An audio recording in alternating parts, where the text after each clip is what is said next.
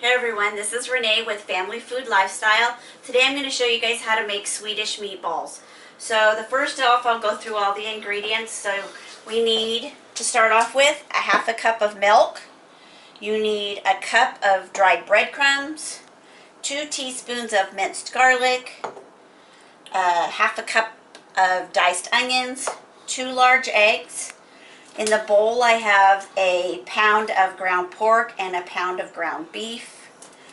I have a 1/4 cup of diced parsley, and then in these bowls I have 1½ teaspoons of salt and a half a teaspoon of pepper. And I separated the salt out because part of it's going to go in with the minced when we grill the onions, and the other part goes in with the meat mixture. You're also going to need 4 tablespoons of unsalted butter. Part of it's for grilling the onions and the other part's for when we get ready to cook the meatballs. So first off, I'm going to start by turning the oven on so we can melt the butter.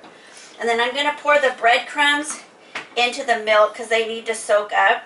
And this is what you use for a binding agent, really, for the meat when you cook the meatballs so that they'll hold together. So I'm just going to mix them up with the fork so that they're all coated with the milk. And then they need to sit for about 5 minutes so they soak up all that moisture. I'm just going to let those sit there for a few minutes. And then I'm going to take the onions and we're going to pour them in here with the butter and start. You just want to cook them about 4 minutes until they're translucent. And then we're going to add the garlic to this also after 4 minutes. It's been about 4 minutes and you can see that the onions are starting to turn translucent. So now I'm going to add the 2 teaspoons of garlic in here.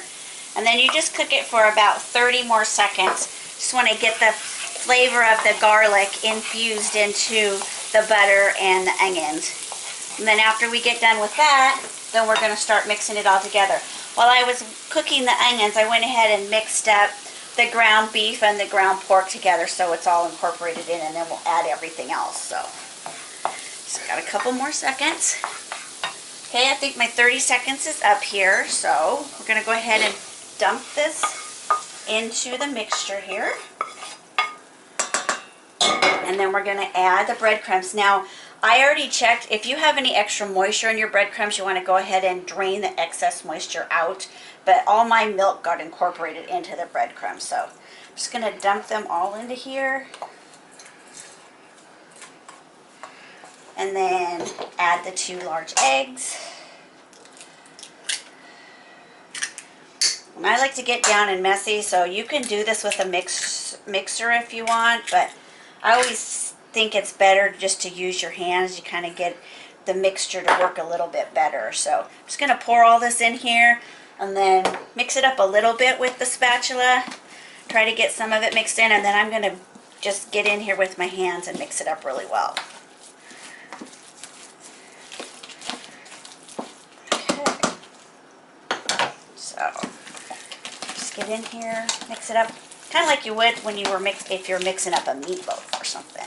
So after we get it all mixed up, then we're just going to make these into like 1 inch, 1½ inch meatball size. I usually use a cookie or a melon baller to make my meatballs so that they're all about the same uniform size so they'll cook evenly. Mixture's all done up. This is the melon baller size scoop that I use, so I just scoop it up a little bit like this and then put it in my hand and then make just into a ball size so that they're about all the same size. And I've got a few over here on my plate already. I'm going to go ahead and make the whole sheet and then I'll start cooking so that way I'm ready to go. We got all the meatballs rolled, so with the size scoop that I used, I got 3 dozen meatballs. So depending on what size you use, you'll get more or less. So I've melted 2 tablespoons of butter in a large skillet over medium heat, and now we're just going to add some meatballs.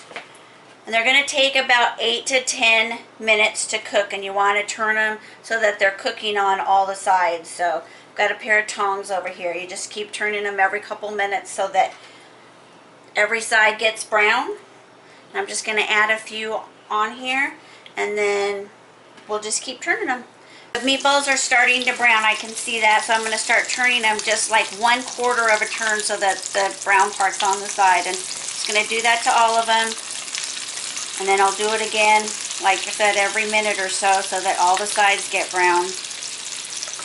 It's been about 6 minutes now, and as you can see, the meatballs are just about done on all the sides. There's a couple that still have a couple pink spots, but for the most part, they're getting done. They still have probably 2 or 3 more minutes to cook, so I'm going to keep turning them here a little bit more. Kind of stacked them all in one side now so that the meatballs will hold one another up, so the side that needs to get cooked will stand up straight, so kind of works better that way. Better done cooking. And then once we get these out of the pan and put into the bowl, you use the drippings that are in the bottom of the pan to make the gravy. And then you just need to make the gravy. I do have a little bit of drippings, so I only need to add 2 tablespoons of butter. If you don't have any drippings, then you would put 3 tablespoons in here. So first of all, I'm turn the heat up to medium-high. And I'm going to go ahead and add the butter. I'm going to let it melt a little bit here first. And then we're going to add the flour. And the flour. And then you just stir this with a whisk, and it gets like a thick gravy looking base.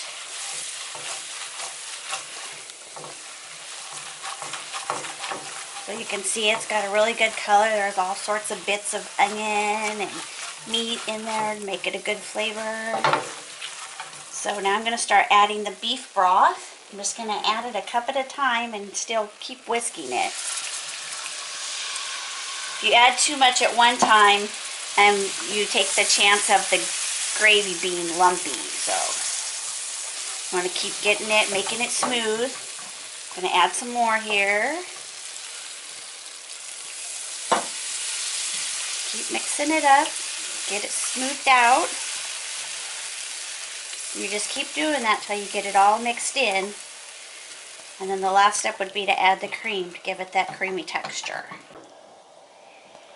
Okay, so I've got about 2 cups of the broth in here. I'm going to add a little bit more because it is a little thick, but I'm trying not to add all of it because I don't want to get the gravy too thinned out. We want it to be able to stick to the meatballs. And then you can make this with your favorite side dish. You can either use mashed potatoes or noodles. I prefer egg noodles. I know my husband, he prefers mashed potatoes usually because he's a meat and potatoes kind of guy. So anyways, you just want to keep getting this a little thicker, and then the last step is going to be to add that cream in here.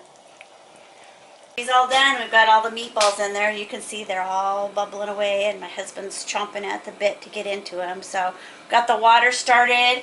We found some homemade egg noodles over at the grocery store, so we're going to use these with our noodles tonight, with our meatballs tonight. So when we get them all done, we'll put them in a dish, show you what it looks like, and then